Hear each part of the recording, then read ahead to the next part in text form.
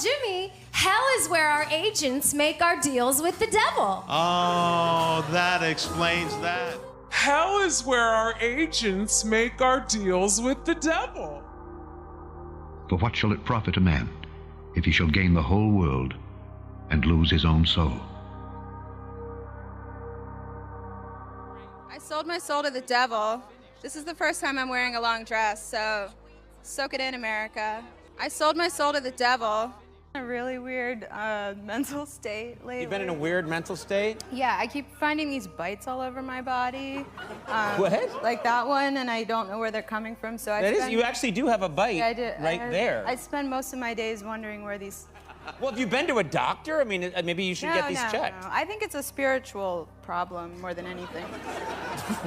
In what way is it a spiritual problem? Well, I don't know. I feel like if it's not a physical thing, it's like a evil manifestation of spirits that are karmic related. I don't know. On behalf of Amy, I'd like to thank the devil and all the dark lords who Don't do the devil stuff. gave her this award, The devil stuff. allowed her to feast on the flesh of the enemy. Thanks, everybody. So did you sell your soul, and if so, how much did you sell it for? I sold my soul for about $55. Only 55? It wasn't even worth 100? No. I sold my soul to the devil. I know it's a crappy deal. At least it came with a few toys like a Happy Meal. God using us to show off, to show God is better than the devil. The devil took all the producers, the musicians, the designers, moved us all out to Hollywood, moved us all out to New York, chasing gold statues. Literally signing a contract and selling our souls. They got contracts out there that say, you can't say Jesus. Had we sold our soul to the devil? How else can you explain us being here on the journey? How did these two guys get on it? And people laugh and clap. One more time. We sold our soul to the devil? How else can you explain us being here on the journey? Why do you still do it? Why are you still out here? Well, it goes back to the destiny thing. I mean, I made a bargain with it, long time ago, and I'm holding up my end. What was your bargain? To get where I am now. Should I ask who you made the bargain with?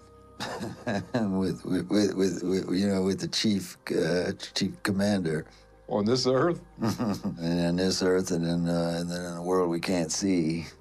The whole idea of celebrity and fame has become really convoluted and, kind of bastardized, like whereas fame used to be the byproduct of success, and now it's the ultimate goal. And if your ultimate goal is to be famous, then you're gonna do a lot to get there, like sign your name in blood in a contract with the devil. Like you're gonna end up on a one-way street and it's going nowhere. Like that's just the truth. I've seen so many people forsake their moral code and their value systems just for a little bit of fame, and it's not worth it at the end of the day. It's really not worth it. Thank you to Satan for giving me inspiration on how to play this role. I've got to look at this table and say thanks. I'm very honored to be able to receive this amazing award from the depths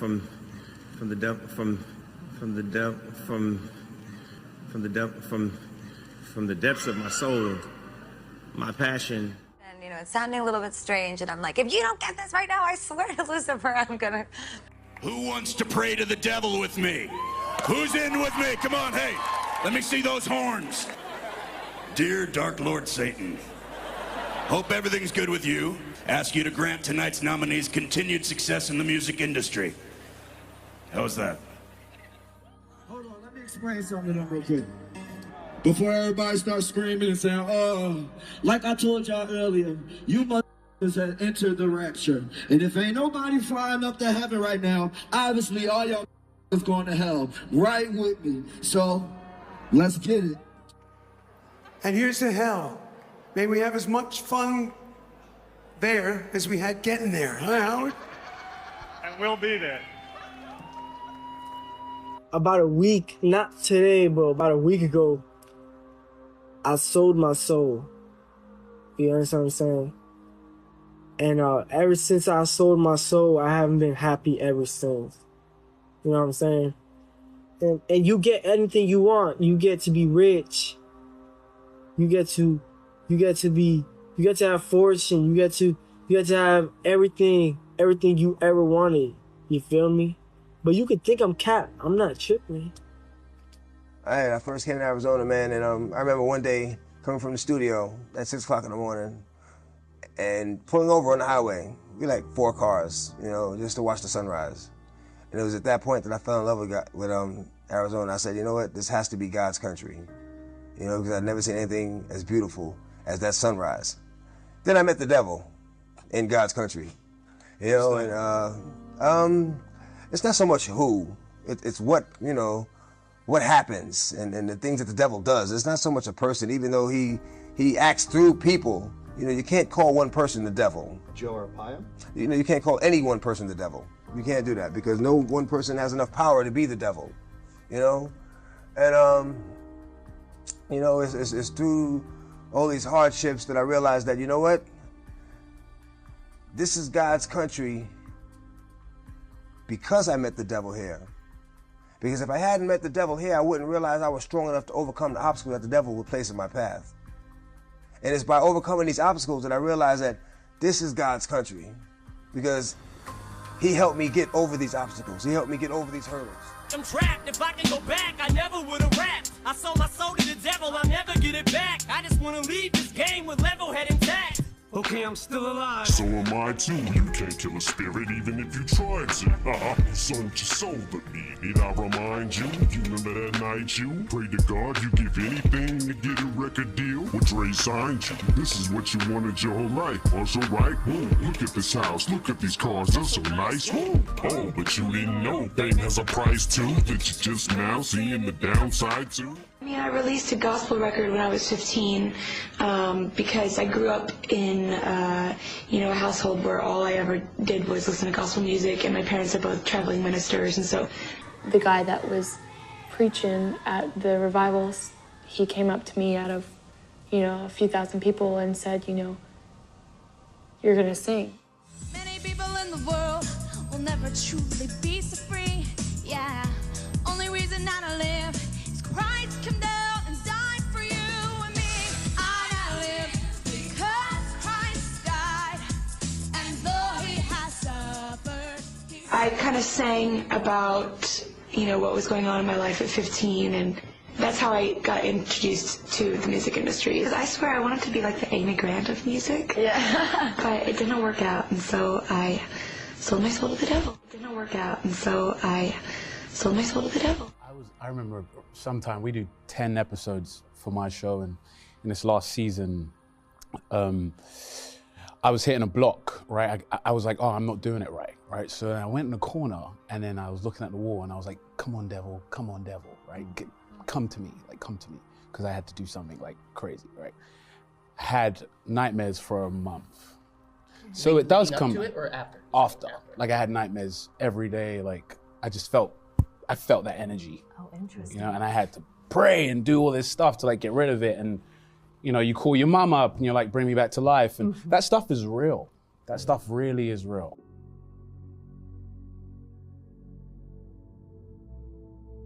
So I'm from New York originally, and ever since I was little, ever since I could remember, I wanted to perform, sing, dance, act. It was just in me. Like my mom said, as soon as she brought me to church when I was old enough to walk, when worship started, I was in the aisles dancing. Wow. So it was just in me because the Lord gives us the gifts, right? And I just remember, my parents putting me in dance classes and singing in children's choir, in dance, in church, everything in church, right? And I just loved it until I came across Whitney Houston singing I Will Always Love You on, I think it was VH1 or MTV, and I was enamored. I was just amazed at her vocal ability. And at 4, I remember thinking, I want to do that. I just knew I want to do that. She's beautiful. And so but I wasn't seeing that level of freedom in song at church that I saw her her capability, her delivery. And so I immediately made that distinction. And so like at church, it felt very boxed and limited, but the way the world was presenting singing in the arts, it just was liberating. And it was like, if I don't know who I am, I can figure it out then. If I don't know my ability and my range and my true like capabilities, I'm going to find it in the world. Because at church, they tell you how to do it. But in the world, you can discover it for yourself. So you. So I did. So I remember thinking, when I'm 18, I'm gonna really do this thing. Because my parents kept a tight leash in that they allowed me to listen to some secular music, but not everything. And anything, a lot of songs and artists were, that's Satan's music, that's the devil's music. Yeah. LA makes all the devil stuff, and I'm just like, y'all are so dramatic. And at church, it's the same language. Like, the demons are in those songs or whatever. I'm like, you guys are dramatic. That is not even true. And I grew up in a Pentecostal church, so I saw these things, but I didn't have the mindset to truly comprehend what was happening. But yet I just knew, like, that's conspiracy theory. You guys are dramatic. I'm going to do it. And my mom, because she was suppressed as a child, she really wanted me to go after my dreams. So she was there. She took me on auditions. She took me to commercials and things like that. And so she supported me, but she stayed close because she wanted to make sure that I was protected physically and spiritually. And so I turn 18 and I'm auditioning now for like big companies and big artists, and eventually start meeting producers in the industry, because at this time I'm in Miami and a lot of producers like to record down there. Gotcha. They'll go down there. It's wonderful weather. And I just happened to meet producers and songwriters and artists being out in the clubs, because that's where they go to hang out, right? And I just started building relationships and started recording. It started small, just recording, choruses or like verses on artist tracks, and eventually started to work on my own stuff with producers who saw something in me that wanted to invest the time. And so that just grew. And from there, I ended up getting in front of some big labels and eventually got a deal with Universal Republic.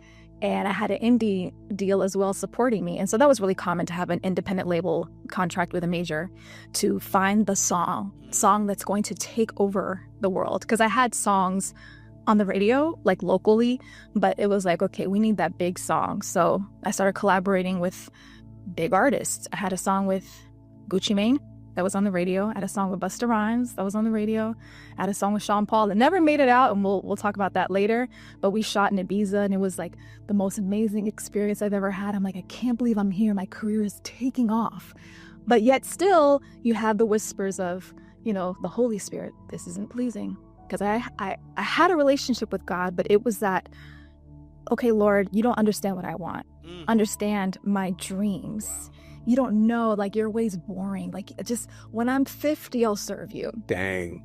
Just let me do it this way. Yeah. And then when I get it out of my system, then I'll serve you. But I'm pursuing it. And, my mom would come to some studio sessions with me and be praying under her breath. I didn't know that at the time.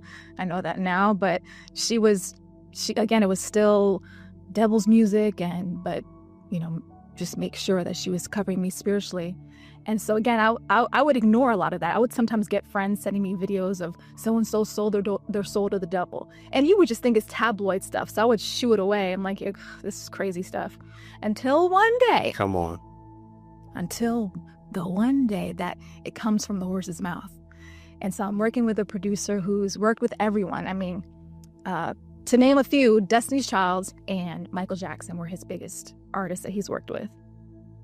So he knows his stuff. Yeah. And we're in a session one day and we take a break.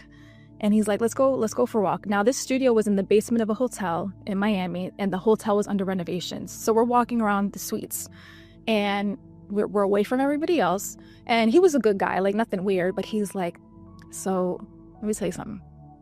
You know that if you sold your soul to the devil, you can have instant fame tomorrow? So now, this just became real because it came from his mouth. And he's not saying it like a joke. This is real. This is matter of fact. This is, hey, if you did this, both of our careers will be on a whole nother level. Because he was kind of blacklisted at this time. He was trying to get his career back up.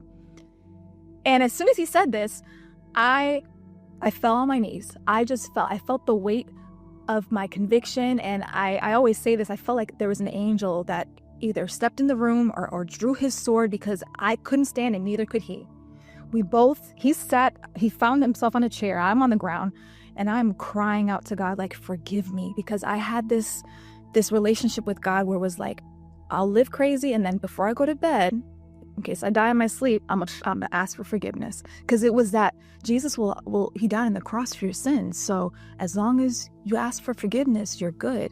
That was my level of faith at that time, or understanding of it. So I would live however, and then if anything scared me, if I was in a weird airplane ride, Lord, forgive me, I promise, whatever, just empty words. So I'm crying out, I don't know how long. I get up, I wipe my eyes, and he's sitting on a chair, like head down, arms on his knees. And we never spoke of that incident ever again. I don't think we said anything to each other. I think we just looked at each other and just walked back to the studio and continued working. But in my mind, I'm like, this is a real thing, that artists do this. This is apparently a real thing. So I have to maintain my Christianity, but yet I'm still pursuing this. So I formed my own righteousness. I'm like, okay, I won't do this. I won't show this much skin. I won't sing certain lyrics. So this is what I started to do. Wow. And that only went so far. So now I'm fully aware that people do this. And it's like, I felt like that opportunity, well, it was an opportunity, but that moment really lifted the scales and really showed me that it's all spiritual. And that music is Oof. Come on. It's a weapon. And Whoa. It's a weapon, and it's meditation.